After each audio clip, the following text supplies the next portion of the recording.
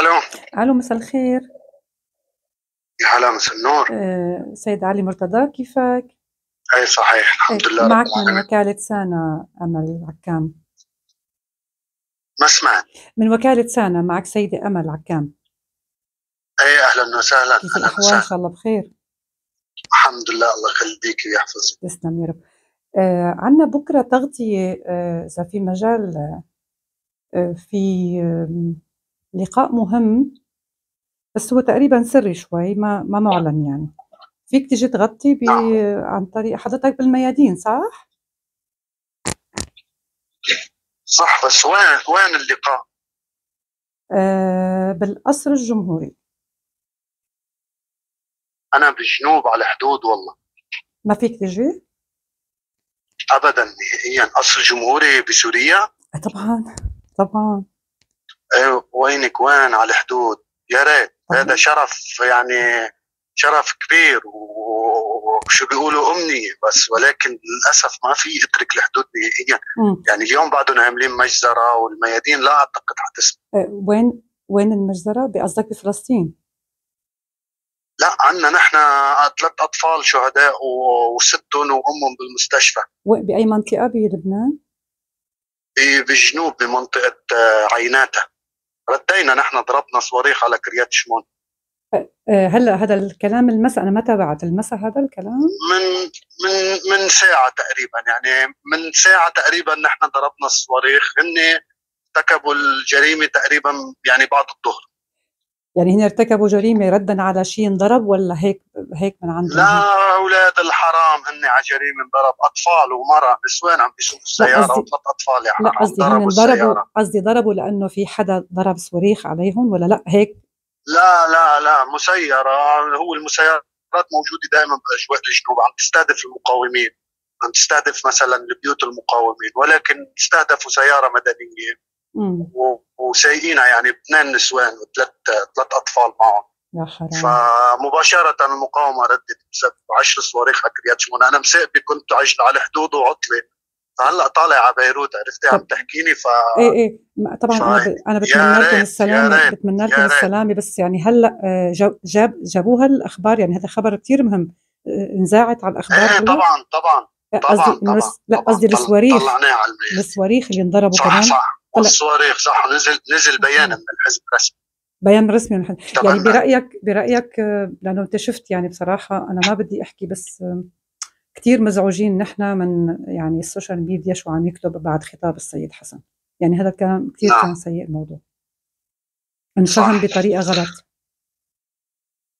هلا بالنهاية في مغالين سيدتي، في ناس بدها ايانا نموت من دون ما نفكر بهدف.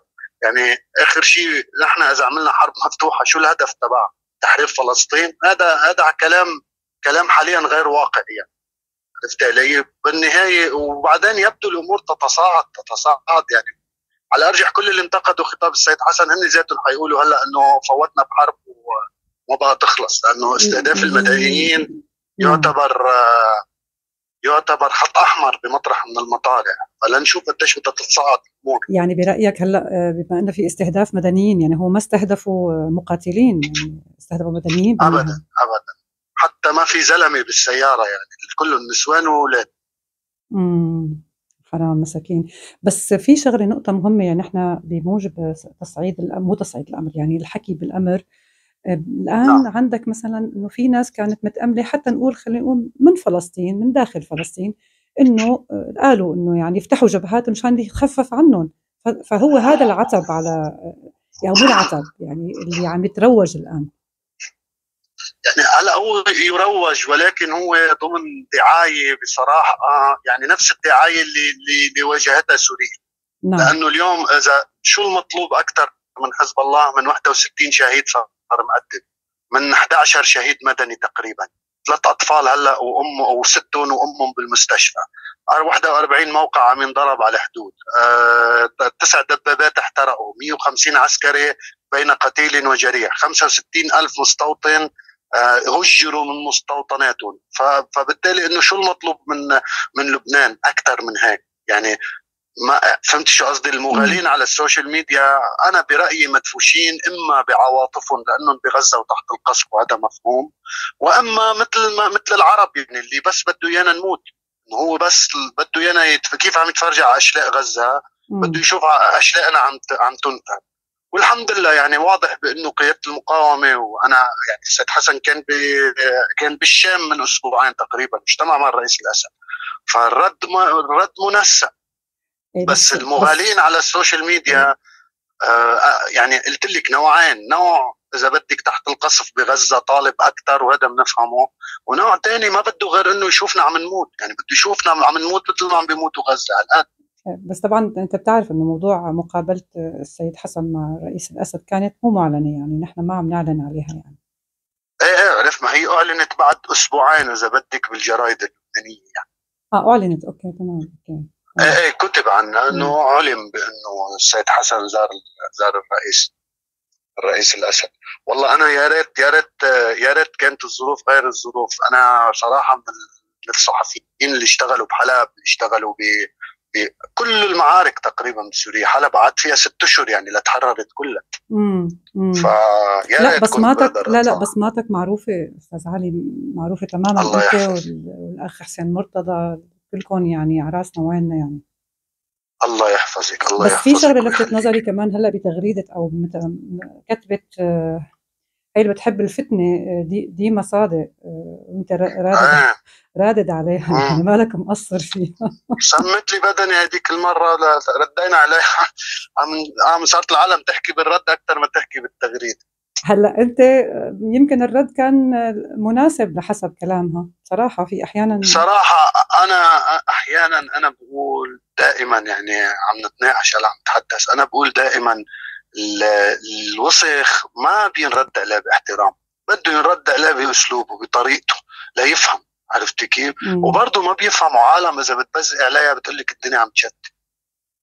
رفع الدعوه علي على هاي التغريده. عن جد رفع الدعوه عليك؟ بلغوني، قال تفضل لعنا. قلت له هي دقوا للحزب قولوا لنا انه بدكم يعني اتفضل. مين قال لك تفضل لعنا؟ مين اللي قال لك؟ قسم المعلوماتيه. يعني جرائم المعلوماتيه. قلت لهم خذوا راي الحزب اول شيء بعدين بجي لحقكم. انا علي 12 دعوه الله وكيل بهذا الموضوع. اي طبعا لساني متبري مني. لا انت مع الحق، واللي مع الحق سلطان. يعني ألام ببعض من المطارح اسلوب مش مظبوط، بس انا مقتنع انه ما في ناس وسخه اخر شيء خلص ما بيعود فيك الا ما تردي بهذا الاسلوب. طبعا. هلا حاليا انا بدنا اهم شغله سلامه اهلنا بالجنوب، سلامه اهلنا يعني، والحزب طبعا. الله بس يحفظك. ولكن اكيد الموضوع صراحه لانه اذا ما بينسكت عليه بحال ضربه لازم نحن كمان ما نضلنا السوشيال ميديا من ساعه الخطاب السيد حسن لهلا وما هديانين. حتى من فلسطين نفسها عم يطلعوا يسبوا، يعني انه شو هذا، كنا منتظرين انه يقول كذا انه يقول كذا، يعني كمان في تصعيد. والله يا صديقتي بما انه عم نتحدث هلا، يعني قلت لك هني نوعين، ناس تحت القف اخر شيء بدها حيلا حدا يفتح شيء يعمل شيء ليخفف عنا، وناس بس مغالين، يعني اذا فتحنا حرب حيقولوا مش وقتها والبلد ما بيحمل والاقتصاد ما بيحمل، واذا هدينا حرب شامله طبعا مش مثل الحرب اللي هلا، واذا عملنا مثل اللي عم نعمله بيقولوا ما بيكفي. فشو رضا الناس شيء لا يعني ما فينا نوصل. لا لانه هلا في احد الاشخاص المعروفين بفلسطين عم يقول، ما هو انه دائما كان يقول بدنا نحرر فلسطين والقدس، انه ليش هلا ما فتحوا جبهه؟ يعني هذا السؤال اللي عم ينطرح يعني. بكل بساطه انه هلا بعد في يعني طبعا هلا نحن عم نتناقش ما برد عليهم انا، بس انه شو تحرير القدس؟ يعني هلا حزب الله لحاله بده يمشي من الشمال، في عنا 3 فرق عسكريه على الحدود ونص سلاح الجو ونص الباتريوت موجود هون، ما فيش دبانه بتمرق بالشمال. هلا انه هن عملوا عمليه عسكريه مفاجئه نجحت معهم، وقديش قدروا يحتفظوا بالمستوطنات؟ 10 ايام 20 يوم طيب ورجعوا. طب نحن اذا فتنا قعدنا بالجليل قد فينا نقعد بالجليل؟ شو منفيدهم اذا فتنا وقعدنا بالجليل؟ ما بتفيدون شيء، ما بتفيدون طيب شيء. اذا الحرب التحرير ما بتكون يعني في ناس شوي تافهه وتفكيرها هيك شوي بسيط، انه حرب التحرير هي يعني شو شربة مي بتمشي ما بدها وقت وبدها خطط عسكريه وبدها جيوش، بدها سوريا القويه وبدها العراق القوي وبدها يعني. نعم. وبغض النظر ليش بدنا نمشي بتوقيت